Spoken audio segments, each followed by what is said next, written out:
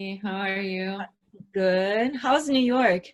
New York this weekend was a beautiful weekend. Yeah.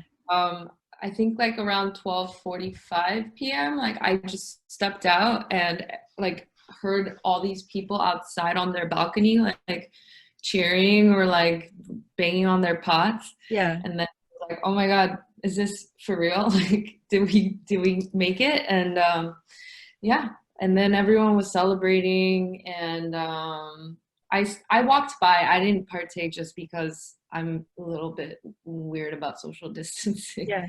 But yeah, I can't believe it. It happened. We I don't know. Wait, you have an American citizenship or Yeah, yeah? I Did you do. absentee? I don't want to talk about politics, but I do have to say, like, you know, I think it's a good thing that Trump is out, but at the same time, I was quite surprised that it was 70 million people still voted for him after seeing what happened. It just taught me something about the human nature and, like, Yeah.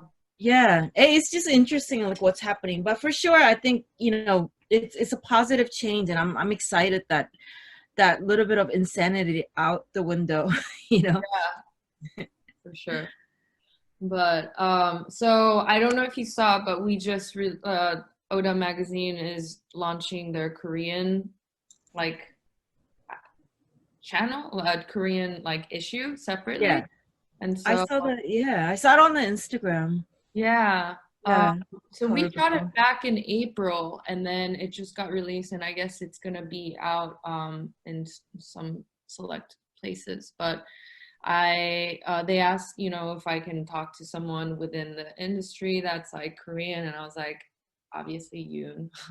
Uh, Um, I know that we're both like Korean American and we're yep. not fully Korean, and I know that like um, sometimes Korean people are like, oh, that's not Korean. But I really feel like in my blood that I am Korean, And I was born in Seoul, and where were you born? So Yeah, see? yeah, And I know that you were moving around a lot as a child, so yeah. you have a very pan-ethnic background, I guess, culturally. But I don't know. I just wanted to emphasize like how important it is to feel like you belong somewhere. And for me, like being Korean is like a large part of my identity. Um, yeah. I mean, for sure. I mean, being Korean, it's something. I've never hit it. Obviously, my name is still in Korean. I Yeah, didn't get English name or anything. me But too. My like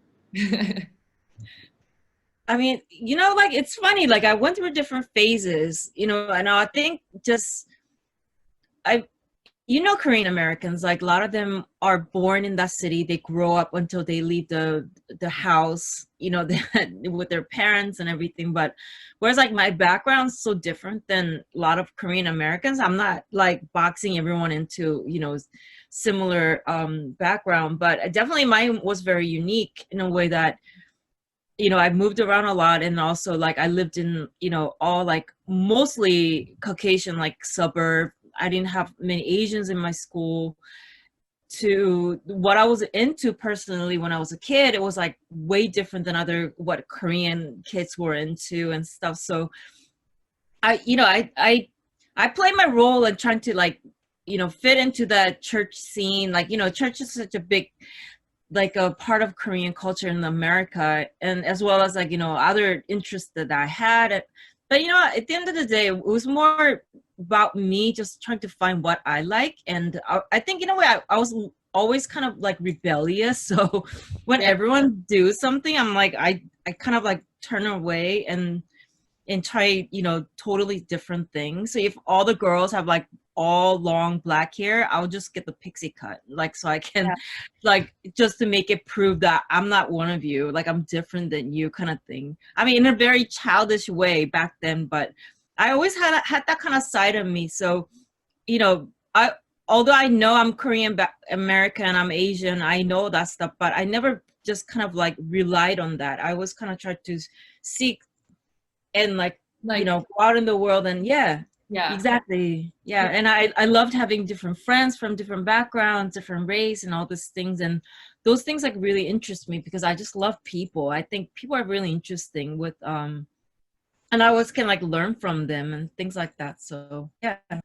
No, I totally agree. Like when I was growing up, well, I moved when I was 10 to America. So it was like it was kind of a big culture shock for me, even though, I mean, like, I think when I first moved, it was such a different world. I almost saw it as like, okay, I have to leave that identity that I had behind and cultivate this new identity. And at first I tried to you know, blend in. And then when I was like 14, I started getting like really unhappy about the kind of like the humdrum of the suburban life for sure as well. And then I kind of started questioning a lot of things and then wanted to learn more about like culture beyond like America and Americana. And part of that was kind of looking back towards Korea as well. But I actually, from the time when I was 10 until I graduated high school when I was 18, I didn't ever go back to Korea. And when I went back, it was like a completely different world. Technology had like become such a main thing in Korea. And like, I think, you know, like as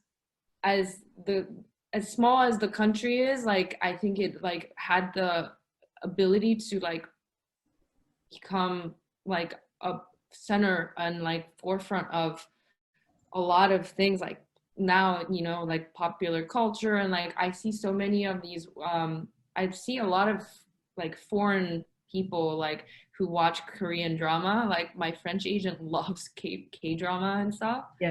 And like obviously it's very popular in China as well, but like not only there but like Europe and US. And it's kind of like, I don't know, I mean I was already kind of learning to embrace and like learn more about my heritage when I got older for sure. But I think it had to become a process for me for sure, because I was like, I had to kind of find my place. I mean, you know, thing about Korean people, when they're into something, like everyone gets on it, and that like just multiplies, and it just it just becomes like almost like a like self-powered like, you know, machine. And I think that's, you know, what you see happen with like K-pop and all that stuff is part of that, you know what I mean? And I think the fact that they embraced technology like you said, which was like really good, because they were so you know, they were embracing making like the best music videos and like upping on YouTube and just putting things on these platforms, like kind of reached so many people. I mean, because if you go, I mean, you travel a lot, and as you know, if you go into any hotel, like you see like arirang, like, you know, they sell that. No, but that's so, I think that's so great, because like, you know, now I live in Japan, and I lived here long enough to tell you, you know, something about Japan. But like places, the thing about the Korean culture is, you know, they love, they kind of like, they're proud of that, and then they show it, and then they talk about it, and they celebrate it. But when you like turn on like NHK in these hotels, like they're still talking about like old things. It's nothing new. So it kind of shows like a cultural difference in a way that Korea is always about being forward, and anything new, they were so good about embracing it and just wanted to be part of it. And everyone gets obsessed with it. And then because everyone's on it, they get better at it. You know what I mean? And I think, you know, it's great. Like the attitude and the work ethics and all that stuff comes with it. So yeah. Definitely feel like being Korean, like you kind of learn to have like a different level of work ethic. I mean, because we always feel like we're like underdogs, and I think especially being Asian American, we feel like we had to like not only like prove ourselves, but we also have the parents' pressure to get good grades and all this stuff. I don't know how strict your parents were. My parents were pretty mad chill, so they didn't put like pressure on me, but still, you know, they're just, you know, they're pretty like, you know, do your best, but they were never like get all A's or anything. But, you know, me being like, I think that's not a Korean thing, is like me being the first child. I feel like I had to kind of like get the good grades, be the best one, so that I can kind of show them that, hey, like, you know, you worked hard for me, but here's my repay. Like, you know what I mean? Like, we kind of have this like value system kind of like installed in us. So that definitely helped, that kind of mentality and wanting to do something not just for yourself but for your families, you know, just to make sure you can like be in a place where you can take care of them, and you know what I mean, like just kind of like repay back to. Yeah. Yeah. I wonder if that's like an immigrant mindset. Yeah. In general. Yeah. I think so. I definitely had that with my parents too. Like I don't know, like it's so much about sacrifice in our culture too. So then, you know, once I realized, and I got old enough and I realized like my parents left at their whole life behind in order to find hopefully like a better, like easier life for us. And that kind of like had an impact on me as I was growing up, and I was constantly trying to like overachieve more than I could. Totally. But it also leads to some like definite like problems when you get older and you're like just being so hard on yourself. Yeah. Yeah. But you know, I think it's a good thing. It's better to be, I think, overachiever and be ambitious and like, you know, then like just kind of, you know what I mean. I think it's a very positive thing. Yeah, I think so too. Like being like, it definitely taught me resilience. Yeah. And that's something that like not like it doesn't really just come like that. I think you definitely need some kind of cathartic event to kind of teach you how to become resilient. Yeah. Yeah. How is that? I mean, it's definitely much more open now in the industry, but how is that you starting off as an Asian model in the industry in the beginning? Because there weren't that many faces, to be honest. And when they cast Asian models, they're not necessarily the good-looking ones. It's like their stereotype of what Asian face is supposed to look like. And I always had an issue. Like, I don't know if you feel the same way, but I always like mention this. I'm like, why? Yeah, no, I totally agree. It's always like the very exotic look for, and I think it's become a little bit more open. Yeah. You know, like when was starting out to become a model, like I have quite big features and like I don't look that specific Asian doll face look.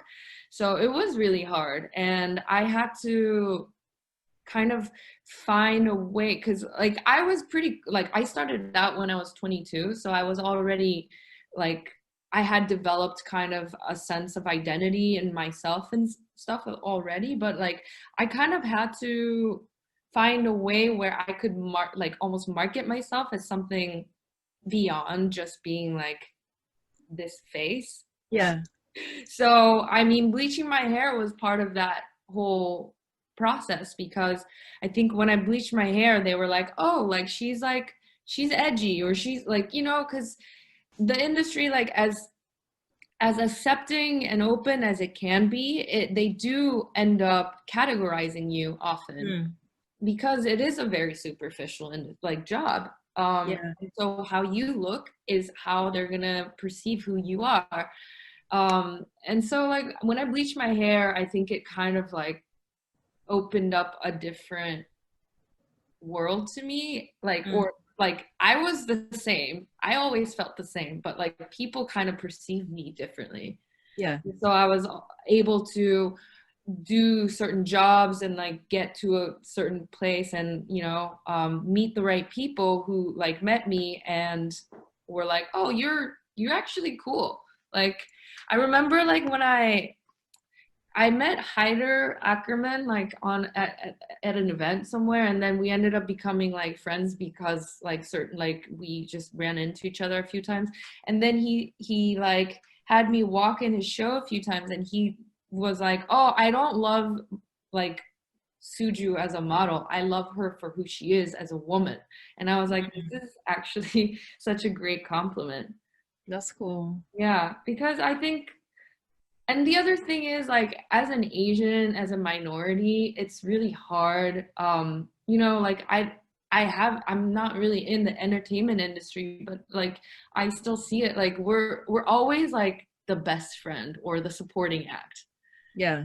And it's really hard for us to have like that moment of recognition by ourselves. I know that things are changing. Like I've seen some cool like Netflix movies. I forgot the name of, but it's written by a Korean American woman, and it's like a teenager movie. But the main character is like a Korean, half Caucasian girl. Okay. I haven't seen that one, but It's I know called you. Every Boy I've Loved Before or something like that. Okay. It's cute. Like it's nice to have finally like an Asian protagonist, and like you know like I think there's now like a few models that are doing really well and are able to continue that trajectory and not just be like a quick, you know, like a light a match and it burns out. Because like, I mean, the fact of being disposable as a model, like it's like it's common for I think all races, but it's like definitely like something I've seen between Korean or like models in general. Like it's really hard also because of communication and cultural differences sometimes. Yeah. Yeah.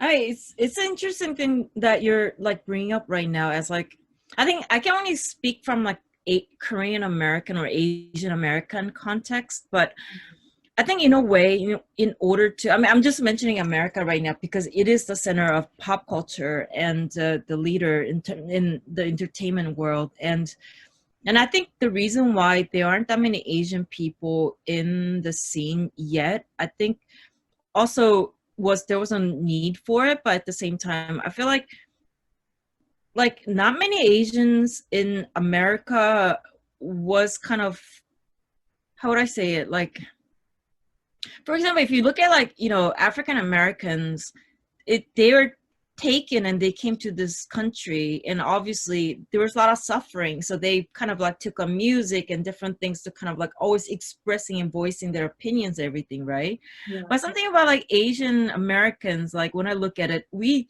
try so hard to kind of blend in and not cause like trouble or Yeah, issues. the model minorities. Yeah.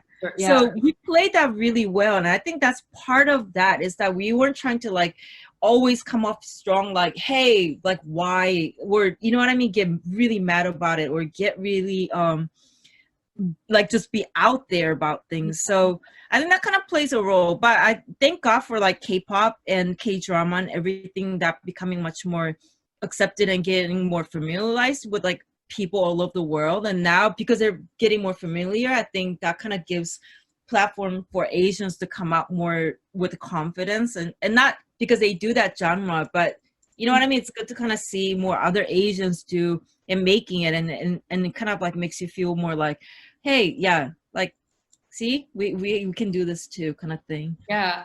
No, I like the last decade, it's just changed so much. Yeah. And I'm really like I'm really lucky to be in the middle of like this whole change. Yeah. But definitely you as well. Trying still. Yeah. So how can I ask you like how the pandemic has been, because you design often in Paris as well, and you also show Ambush in Paris, right?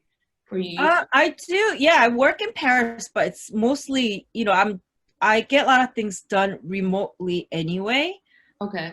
So it, in a way, it didn't really affect me in terms of like workflow because a lot of times, you know, I just do it. I go there to sample check or I go there to present things. But whatever that at least up to that point was done in Tokyo or when I'm like traveling around the world. So yeah, just getting things done over the Zoom, just all that stuff I was already kind of used to. So I didn't have an issue about that. It's just that I love traveling, and it's sometimes quicker to just go there to get things done. And just the fact that I was just stuck here for months was a little bit, you know, like, you know, it was just kind of a little bit frustrating, to be honest, because I love moving. Like, I'm Sagittarius. Like, my sun, moon, rising, they're all Sag. Like, can you imagine? Like, I need to move. Like, that's me. I'm always on the go. Like, future, future, future, next thing. So imagine triple Sag being stuck in like one place. Yeah. That's the only thing. Yeah. So have you been in Tokyo the whole time? Yeah, because it was just kind of weird that, you know, I do have a permanent residency here, but the government was not making it clear whether we can come back in. We can leave, but they were just like, you know, there's a lot of gray zone in Japan, so I didn't want to risk it. Yeah. Just in case. Like, if I leave and then they just kind of like, nope, turn around, go to US, then like, I don't know when I was going to be able to come back to Tokyo. So I was like, I can't risk this. Yeah. Yeah. Yeah. I mean, I was just in Paris like until end of October. Yeah. And I was actually going to stay there for a little bit and like see if there's some jobs and stuff. And then they did the full lockdown. So then I come back. But, you know, like, I haven't been able to go to Asia at all this whole year.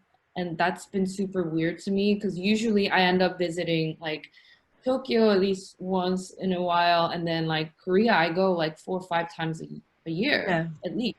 So it's just been like weird, and I feel a little bit sad because I feel that distance, like that actual physical distance and the mental distance, like, and it kind of bums me out a little bit. Like, even like last week I was on FaceTime with some of my Korean friends, and I couldn't speak. Like, all of a sudden, like, my speech had become like really challenged. And I realized like I have to practice speaking Korean more. Yeah. Do you work often in Korea, or do you just go there to play? I usually end up like mixing it. So most of the time I'll go when there's a job, and then I'll stay for like 2 weeks extra so I can see friends and like take care of stuff, and I don't know. Yeah. But this time it's been really difficult. Yeah. But Korea's been really amazing about not having too many COVID numbers. That's good. Yeah. How's like Korea and fashion scene right now? Because you know what I like about Korea from distance. This is an observation from a distance, because I don't get to go to Korea that often, but it's cool that they use Korean models in their fashion magazines. Yeah, I think that's really like it, you know, that I respect that so much, because in Japan for some reason they love like half or white people, so they use that. I don't see that many Japanese models in fashion magazines. There's talents that's different than like fashion models, you know what I mean? Yeah. So yeah, I always liked about Korean fashion magazines. I was like, oh, I can actually see models, like proper models. Yeah, and there's so many models and like that are so beautiful and tall. Like, I know some of them aren't as tall, but that might be a lie. But like I love that they really do support all the actual like the Korean models, and like when you start, you know, working globally, like, and you do like a few main jobs, like you definitely come back and have like you work at a next level for sure. And like, you know, even covers for magazines, like they end up like they shoot a lot of Korean models. They shoot a lot of Korean celebrities. Like, I think, you know, like magazine covers are really difficult because as Korean models, like we don't get as many opportunities, but it's definitely like not that unheard of. Yeah. And like as far as like fashion designing, like designs and designers go, I last year I was like an ambassador person for Walmart, That's and they had cool. like the International Walmart Prize, and they had Yeah, a like a runner up from Korea. that's cool. Yeah, I know like LVMH usually has like their for their prize they Yes. you know, I know that some Korean brands have done that, but it's sad because like I feel so out of touch right now. Because usually I would go at least once or twice and check out all these cool brands and Yeah. like, you know, meet a lot of them and stuff, but like I have just really haven't been able to.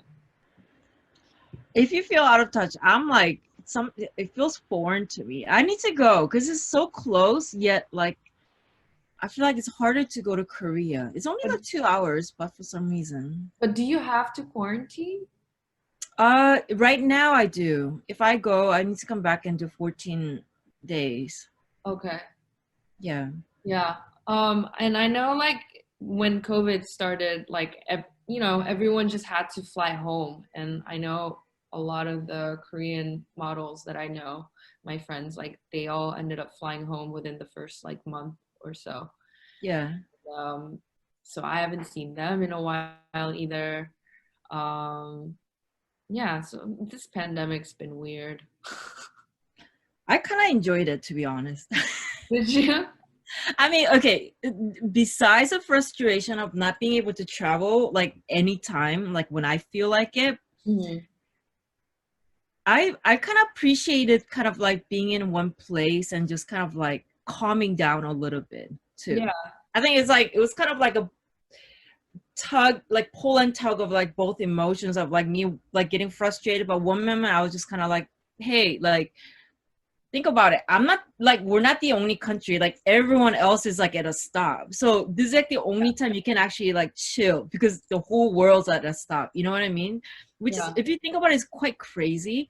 So I was like, you know what? Like, let me just kind of go with the flow. Like, you know, sometimes it's like because I'm such a, you know, I like to organize and do things and like always plan things ahead. So I had to kind of like calm down and get into that mode. But once I got into that mode, it was so liberating. And then I was just like, I feel like I've kind of like discovered different side of me. So for that reason, I think this year was kind of cool. Well, we still have like a month to go. It's yeah. not done yet, like a month and a half to go, but Um, but definitely like I think I feel the same way because like I, you know, usually I don't spend like more than 3 weeks in one place. yeah. Um, for like 12 months, except for like holidays.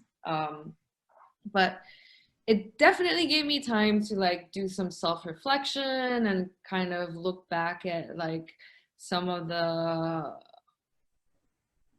some of the things because like I think the hardest thing for me was working as a model and you know and I made that into a primary focus and I didn't really have time to like make sure that everything was like my personal self like mental wellness was Mm-hmm. really on that level and I just kept pushing and pushing and pushing and at some point like when I stopped working I kind of got a little lost and I was like if I don't have this job like who am I? Mm. I know who I am but like I don't feel like that validation so then I had to start like really like looking inward and like trying to realize like I mean, from reading things and like doing things that I enjoy doing that I really didn't have time to do before. Like, I just kind of had to find like myself again. Yeah. Um, yeah, but so what are you working on lately? Right now I'm in the middle of doing the next collection, Autumn Winter 21.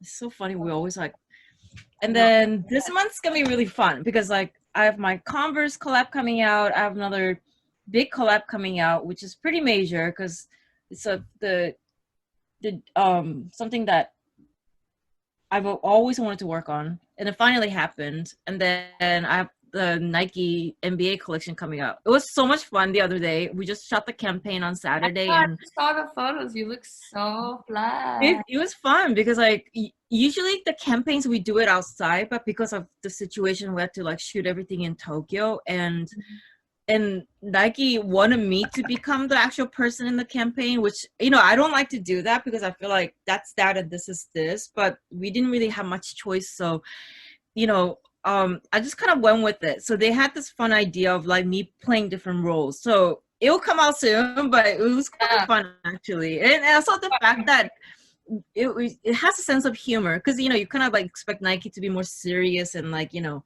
doing those things, but yeah, it was actually fun. So That's so cool. Yeah.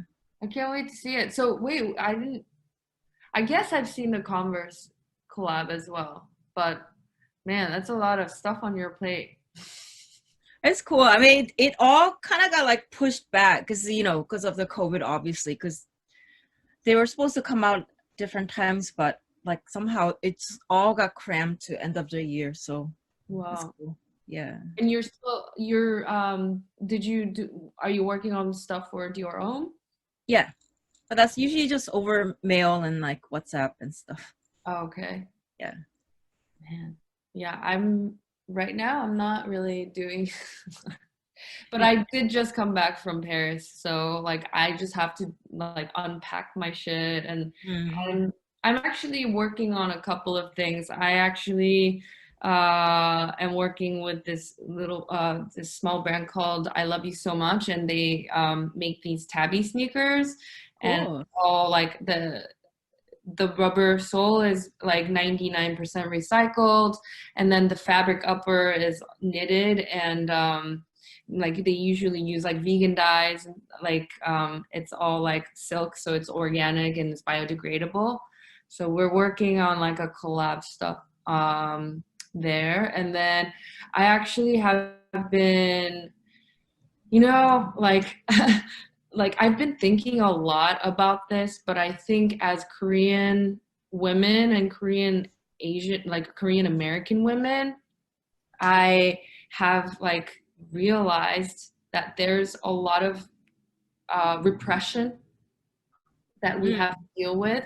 And even if you are successful, even if you aren't, like if you're young, like I don't know when it happens, but like through development, I think like certain behaviors like manifest in different ways. And like I've been trying to do this like a group meetup with some of my friends, like you know, Carol Lim from Opening Ceremony, and like my friend Angela, who Angela, who's like a stylist for a magazine. And like I'm just trying to gather like a lot of women, and I don't know, it's not necessarily like just for Korean American women, it's just like women in general. Like I just want to have everyone come together and like share their stories, and like just have like a space where you can be as vulnerable and open. But because there's certain things that I feel strongly that are because of our background, or like the way we were raised, or our cultural background, for sure. Like I just wanted to start like doing like, it wouldn't be like an outreach, but you know, a program like that. What do you feel most like well, I don't know if frustration is the right word, but like what bothers you? I think it was a little bit of what we talked about, like as women in general, you're like taught not to like speak out too much. And like I think also as a minority, and for me, like as a 1.5 generation immigrant, like I like repressed a lot of my feelings. And then now that I'm getting older, I have a difficult time communicating when there's like problems, or like saying no and things like that. And I noticed that there's some, like, I've talked to a lot of women about this, and like they seem to have this thing as well. Do you have that at all? I feel like you're a different animal. I think a lot of people hate me on WhatsApp at work. No, I mean, like, I did care, but then there, at some point, it's not about my reputation or how I come off to another person. For me, it's objective. I need to get shit done. So, like, I'm not going to be nice about it. You know what I mean? Because like, it's more, when it comes to work, it's more goal oriented, and I'm in a place of responsibility. If that doesn't happen, it falls on all of you. So like, I mean, so like, I just kind of focus on those things, and I just kind of like, I don't know. I guess I'm a little bit different because I've always been kind of very like straightforward in terms of my personality. I don't really hold back that much, but I do relate to you in terms of way that, you know, when a woman comes off as very clear, very directional, like they just think we're being emotional. That's what I have issues about. Rather than, okay, she knows what she's doing and we must listen. Like, that's something that I like kind of face. So it's not so much like Asian women, but it's just general women issue, I think, at work. Yeah. Yeah. Yeah, and I think, you know, definitely, like, sometimes I just feel like I'm not being heard. Even if I am being heard, I'm just like, I don't know, something about it, like, and it comes out in bursts of like, it just blows up. Yeah. And it's not healthy to do that. So I've been going to therapy for it and stuff, but I did realize when I was doing a lot of work on it that it was a little bit of the developmental issue. I mean, that's cool that you have people you can speak to around you in New York. And I think that's such a good city because, like, there's so many, you know, there's a lot of Koreans and also, you know, people from all walks of life. Yeah. You know, Tokyo is like a country of one race. So I do feel a little bit lonely sometimes because being a foreign woman, although I lived here for like over a decade now, and also there aren't that many women working in the industry doing what I'm doing. Yeah. So it's, you know, most time it's like mostly men, and I can talk to them, but it's not the same issues that I'm going through too. So yeah, I mean, it's not the easiest, just kind of like sometimes when I want to talk to someone, there aren't that many people I can speak to, but I mean, it's cool. Like, I think it's cool that you're like gathering people you can kind of like have this conversation. Sometimes it's good to talk for the sake of talk, and then everyone just kind of like releasing it in that way. So yeah. So I mean, you know, things like that, and then I'm also investing in like a biodegradable laundry detergent. That's cool. But you know, it all came about because like my friend was starting to develop this product with like a expert chemist to find a formula that is the most environmentally friendly, and then from the moment it's created to when it's like shipped out in like biodegradable things and like metal aluminum cans instead of plastic and things like that. It just like kind of struck a chord with me because I like, as much as I love fashion and I love like seeing the new things, I have a really soft spot like for the things I already own, or like things are gifted to me as well. Like I always try to like give them as good of a life as possible. And like, you know, I also love vintage and things like, and obviously like environment and ecologically friendly ways are on, and like should be on everyone's top agenda. So yeah, like, I mean, because for a while I really wanted to create something or like be like participating in a like outside beyond being a model. And I was like, oh, maybe like I can do a line of like small collection of jewelry or like merch or something. And then I was like, there's already so many amazing creative people doing everything, and there's so much overconsumption and overproduction that I'll leave that up to like the actual talented creatives, at least for now. But like I just got like like I'm just trying to find ways where I can still like be in that part of fashion or that industry of like clothing and textiles and stuff, but like be in a different aspect, I guess. Yeah.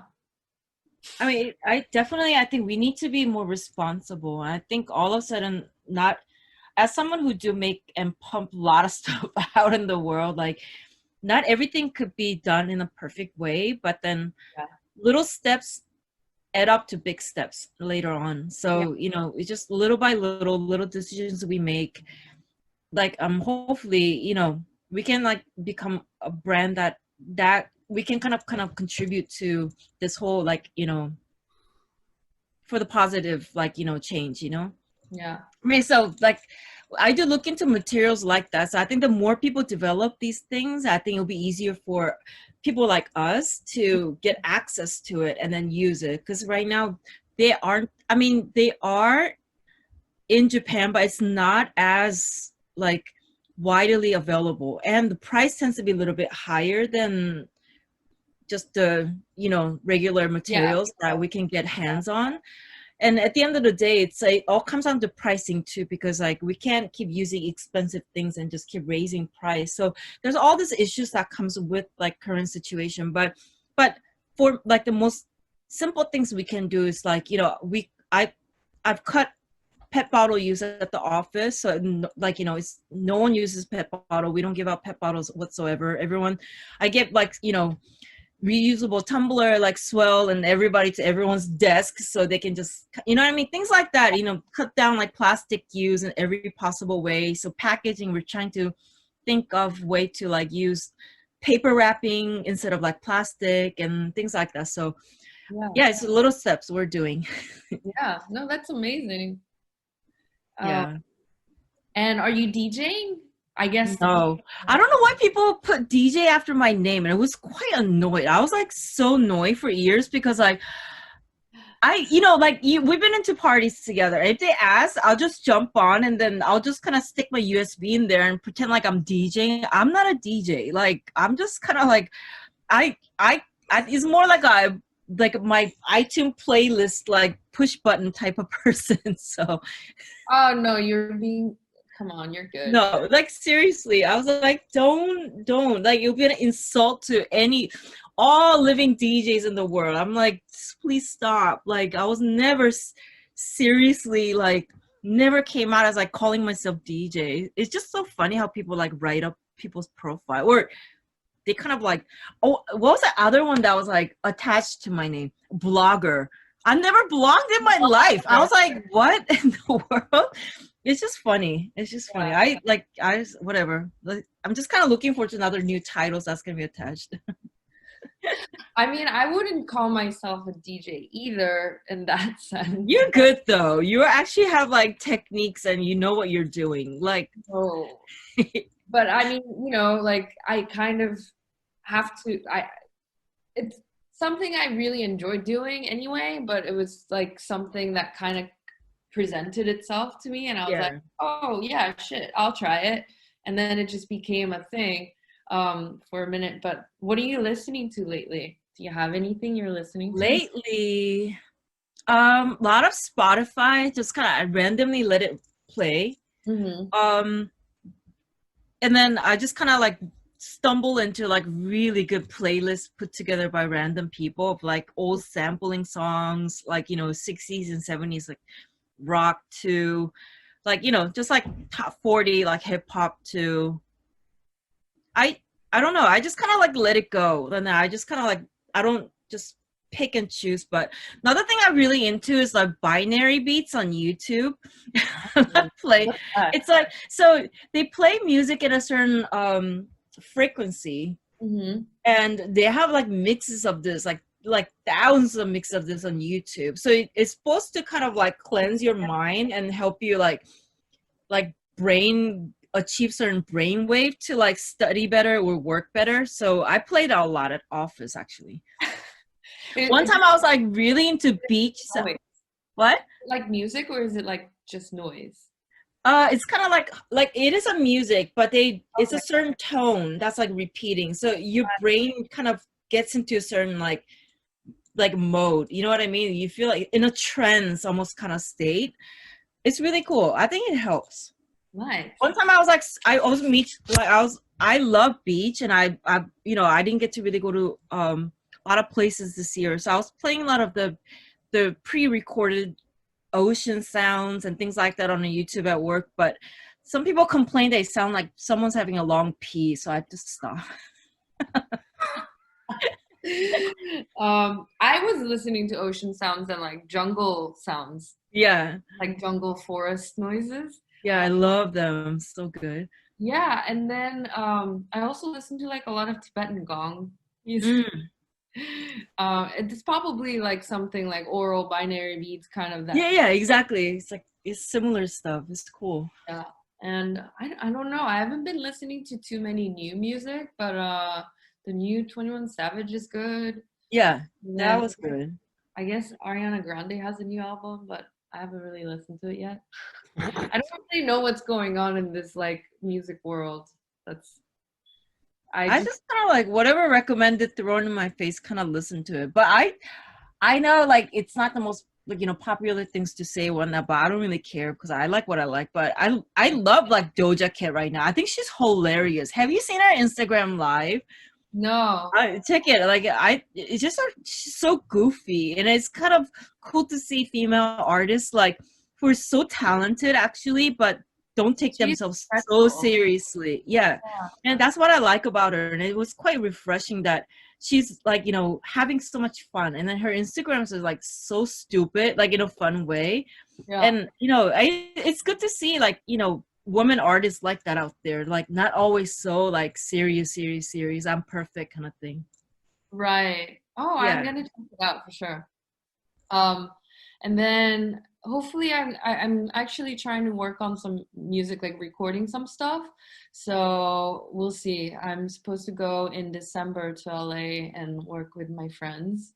Cool. There's this one song from this, it's like from the 60s, like psychedelic Korean rock, from this woman called Kim Jung-mi.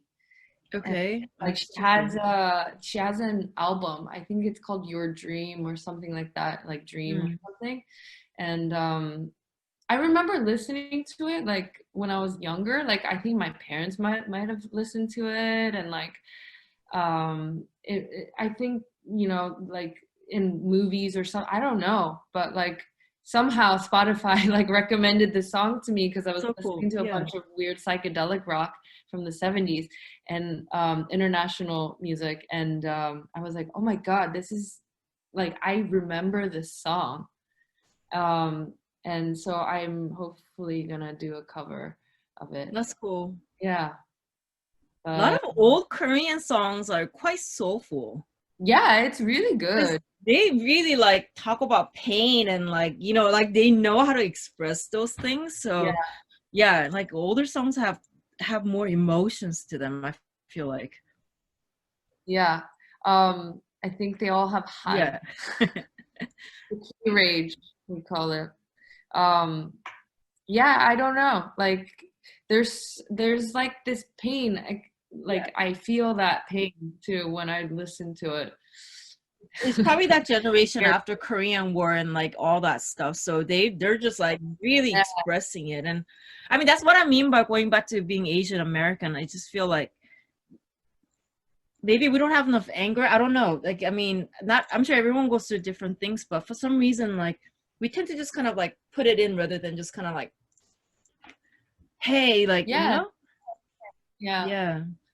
I think it's not healthy. Ultimately, I think there's also, because, you know, certain things like social cues like nunchi, like you grow up like learning that it's like you're being polite by suppressing your emotions, certain things that are not pleasant to show, it ends up like backfiring. I agree. Yeah, so I'm working on that too. It was so good talking to you, like, yeah, and good to see you too. I was like, just like, you have like the best bone structure. Seriously, I was keep looking and thinking like, this is why you're like one of the top models. Seriously, no, and I'm so glad that you are too, because like I said, like we have so many beautiful Asian faces, and I'm glad that you're one of the one of the first ones actually to represent like Asian women. You know, because weren't you the first one doing L'Oreal as well? Yeah. Like I remember, I was like so proud of you when I saw that. I was like, yes, like finally I can see Asian face when I walk into like drugstores, you know? That's so cool. Yeah. So, I mean, it's just been kind of a dream, but I think it's also like a testament to how the world is moving. Like, you know, we need to become inclusive and we need to become global.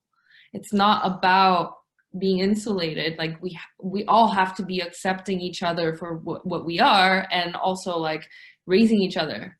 Yeah, so, absolutely. Yeah. And yeah, I agree with you. It's not just about us being Korean and another thing that I've kind of noticed that I wish Asians would become better with is just, we tend to be like Koreans over there, Japanese over there, Chinese over there, but unless we all come together and just kind of like embrace ourselves being Asians, like that's how we're going to be taken seriously, I think.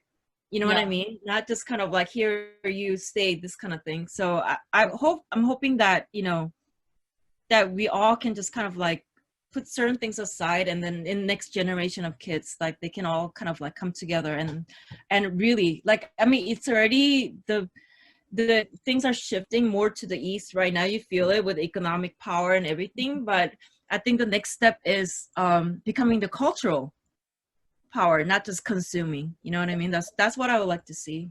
I think we're going there for sure. Yeah. And like, especially with K-pop and stuff, like I mean, it's crazy.